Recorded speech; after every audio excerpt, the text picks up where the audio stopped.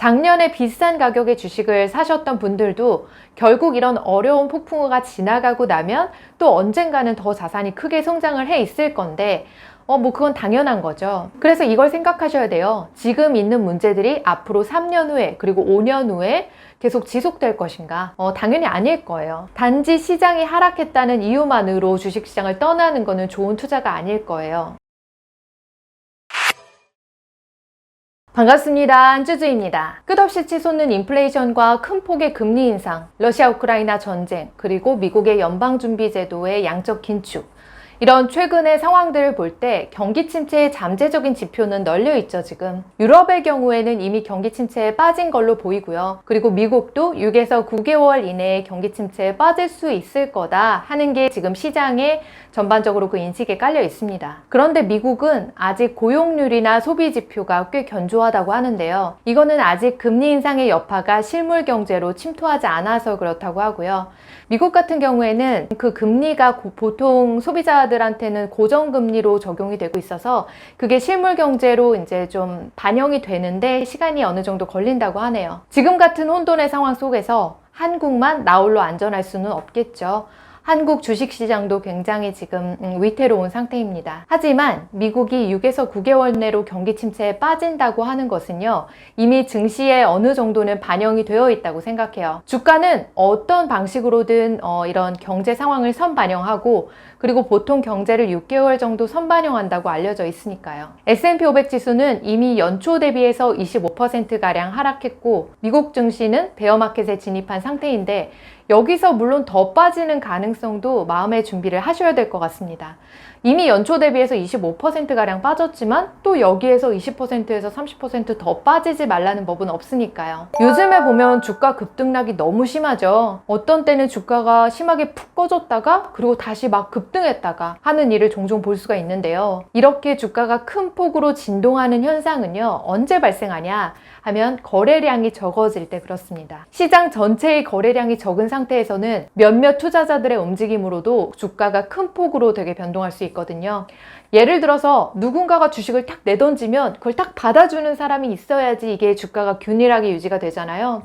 근데 누군가가 주식을 탁 내던지는 상황에서 그 주식을 받아주는 거래량이 충분하지 않다면 주가가 크게 하락할 수가 있는 거예요. 자, 이 반대의 상황을 생각해 볼게요. 반대로 누군가 주식을 막 사려고 하는데 아무도 주식을 팔려고 하는 사람이 없다면 어떨까요? 주가는 크게 오르겠죠. 그러니까 지금의 변동성이 이렇게 커진 원인은 주식을 거래하는 사람들이 예전만큼 많지가 않고 다들 좀 눈치를 보면서 숨죽이고 있기 때문이에요. 지금 이렇게 다들 좀 숨죽이고 있는 시점에 시장을 떠나신다면 저는 그건 실수라고 생각해요. 현재 가지고 있는 주식이 그리고 그 기업이 문제가 아니다라고 하면요, 단지 시장이 하락했다는 이유만으로 주식시장을 떠나는 거는 좋은 투자가 아닐 거예요. 일단 애초에 주식을 그러려고 투자하신 게 아닐 거고요. 그리고 이런 때 주식을 팔아봐야 그 주식을 좋은 가격에 팔기도 어렵습니다. 작년에 비싼 가격의 주식을 사셨던 분들도 결국 이런 어려운 폭풍우가 지나가고 나면 또 언젠가는 더 자산이 크게 성장을 해 있을 건데 그건 당연한 거죠. 그래서 이걸 생각하셔야 돼요. 지금 있는 문제들이 앞으로 3년 후에 그리고 5년 후에 계속 지속될 것인가? 당연히 아닐 거예요. 그래서 이 3년에서 5년 정도의 한 사이클은 그냥 좀 꾸준히 시장에 머무르시면서 지금 가지고 있는 주식들을 성급하게 매도하지는 마시고 그냥 좀 느긋하게 기다리시면 좋겠어요. 그렇게 시장에 꿋꿋하게 남아 계시다 보면 언젠가는 또 따뜻한 순풍이 불어올 테니까요. 사람들은 인플레이션과 경기 침체, 그리고 호황과 불황, 금리의 방향 이런 것들을 다 예측을 해가면서 시장을 간파하려고 노력을 합니다. 물론 이 금리와 주식시장 사이에는 밀접한 상관관계가 있죠. 그런데 누가 금리를 확실하게 예측할 수가 있겠어요? 그러니까 애초에 이 시장은 투자와 별로 상관이 없는 걸지도 몰라요. 중요한 건 내가 보유한 기업이겠죠. 이게 중요한 게 내가 보유한 기업이니까 지금 같은 시기가 오히려 더 진짜 좋은 기업을 솎아내기에 좋을 수 있습니다. 상승장에도 그리고 하락장에도 앞으로 닥쳐올 장기적인 보합장에서도 나 스스로가 일단 만족할 수 있는 그런 기업의 주식을 보유하는 게 결국 중요한 거 아닐까요? 왜냐면 내 주식 포트폴리오는 내 투자의 그런 아이덴티티를 보여주는 거니까요. 제가 잠시 워런 버핏이 투자했었던 옥수수 농장 이야기를 들려드릴게요. 워런 버핏은 1980년대 네브라스카에 있는 옥수수 농장에 투자하면서 대략 1년에 10% 정도의 수익을 거둘 걸로 예상을 했습니다. 왜냐하면 버핏은 미래의 옥수수 농장의 생산성이 그 기술의 발전에 따라서 올라갈 거라고 생각을 했고요.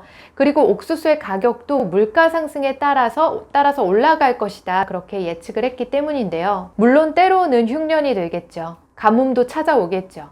하지만 또 때로는 풍년이 들 거예요. 이것처럼 지금은 흉년이라도 미래의 장기 생산성에 이상이 없다라고 하면 보유하고 있는 기업을 포기할 이유는 없다고 생각합니다. 지금은 막 날씨가 흐리고 태풍이 불어오고 해서 다소간 피해를 입을 수는 있겠지만 또 장기적으로 보면 워런 버핏의 옥수수 농장처럼 옥수수가 또 잘 자라지 않을까요? 저는 우리 주주님들이 급한 돈으로 투자하지 않으셨다면 지금 같은 상황에 마음을 편하게 가지시고 다른 즐거운 일 하시면서 기다려보시면 어떨까 생각합니다.